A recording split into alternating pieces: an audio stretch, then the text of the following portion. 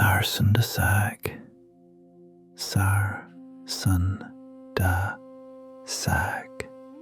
A dish older than the country it is cooked in, from Punjab, the land of 5 rivers, where the winter fields turn gold with mustard flour as far as the eye can hold.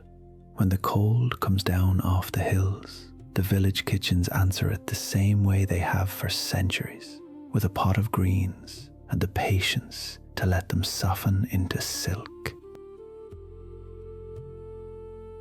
This is a dish of the fields, of farmers and long winters, and food that asks for time instead of money. A restaurant will hurry it. It will blend the greens smooth in a machine in a single loud minute, and the saag turns slick and watery the way a shortcut always does. The village kitchen knows better. It never blends. It mashes, slowly, by hand, letting the tough mustard leaves break down on their own over a low and unhurried flame. What you cannot rush, you learn to wait for. That is the whole secret of the saag.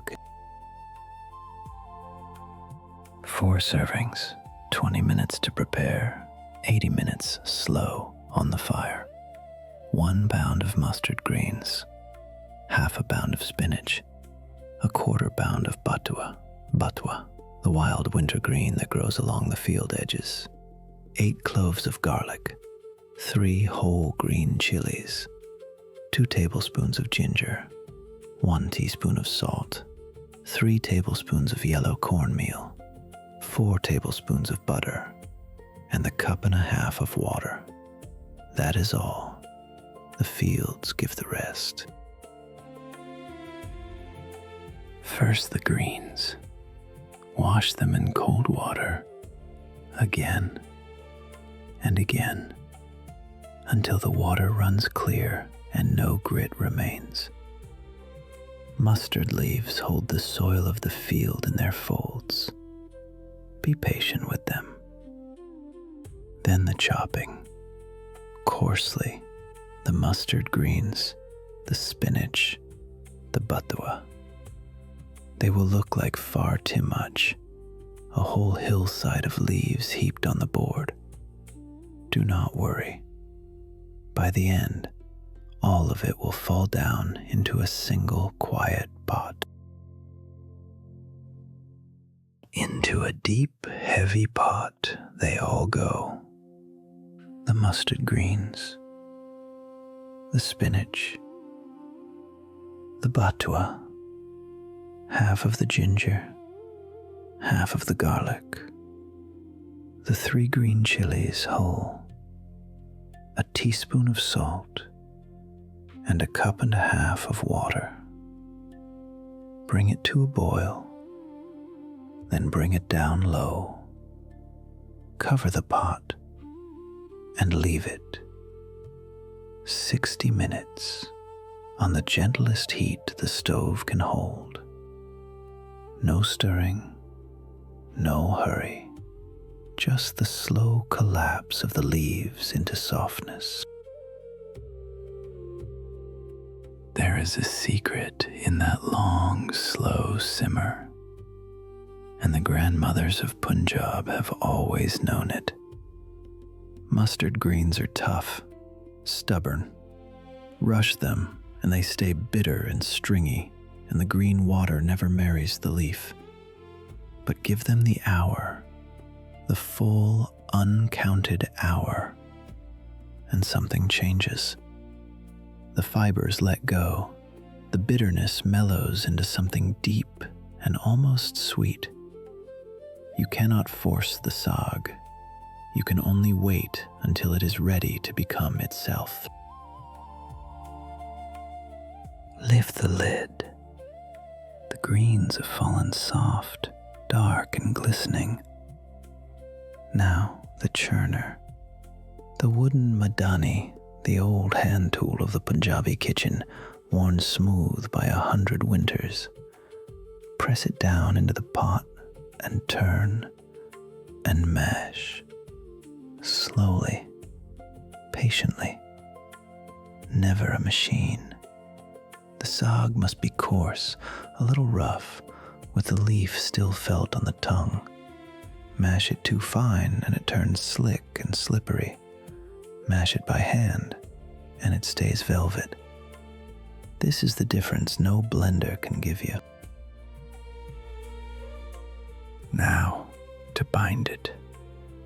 Take the 3 tablespoons of yellow cornmeal and sprinkle them in slowly in a thin, steady stream, stirring all the while. This is the maki, the corn of the Punjab harvest, the same grain that becomes the bread beside it. Stir it through with care so no dry pocket clumps. Then let the saag simmer on, uncovered, for 15 quiet minutes, until the cornmeal cooks through and draws the last of the water into the greens. The stew thickens. It begins to cling. And now, the finish, the dadka. To HD ka, the tempering that wakes the whole dish. In a small pan, melt half of the butter. When it shimmers, add the rest of the ginger and the rest of the garlic, and let them sizzle, soft and golden, until the kitchen fills with their warmth. This is the sound every Punjabi child knows means dinner is near. Pour it, sputtering, over the saag. Stir it through. Then spoon the saag into a bowl and rest the last knob of cold butter on the very top, where it slides and melts and pools into gold.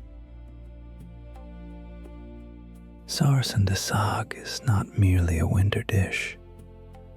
In Punjab, it is the winter itself, set upon a plate. When the cold settles over the plains, the mustard crop comes in, and the fields run yellow to the horizon, flower upon flower, under a pale sun. The greens are cheap then, and everywhere, and at their sweetest. So every home cooks the saag, the landowner and the laborer alike. A great pot of it, simmering all morning, enough to feed whoever walks through the door. It is the most democratic food in Punjab, the food of the many. And it is never eaten alone. It has a companion as old as itself.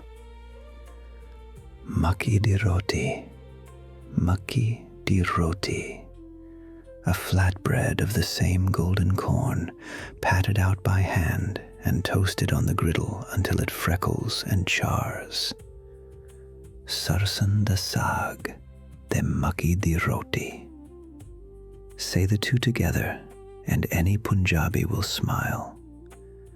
They are not a meal so much as a saying, a winter promise, the most beloved pairing in all of Punjab's kitchen. It belongs above all to the festivals of the cold months. At Lori, Lo-Ri, when the bonfires are lit in the middle of January and the longest nights begin to turn back toward the sun, families gather around the flames, and the saag is there in a great steaming pot shared from hand to hand. And at Magi, Ma-gi, the morning after, the first day of the new harvest month, it is on every table again. To eat the saag in deep winter is to say, without a word, the cold will pass, the fields will green again. We have enough, and we are warm. There is a picture every Punjabi carries of this dish. A low clay stove, a chula, glowing in the blue dusk. The mustard fields outside, gone dark and silver. A grandmother turning the saag with her wooden churner, in no hurry at all, and the smell of cornbread browning on the iron. It is the taste of the village and of the cold and of being fed by hands that love you. No restaurant can cook that part. Only the waiting can. So bring the bowl to the table. The saag sits deep and dark and glossy, flecked with gold where the butter has melted down, the tudka still warm upon it. Tear a piece of cornbread, scoop, and eat slowly with your hands, the way the fields have always been eaten from. Sarson da Saag is the rarest kind of dish, one that asks for almost nothing but time. A pot of common greens, a handful of corn, a low fire, and an unhurried afternoon. It is fed Punjab through every winter anyone can remember. Not because it is grand, but because it is patient and generous and warm. The taste of the cold season, the taste of home, and the table at last is set.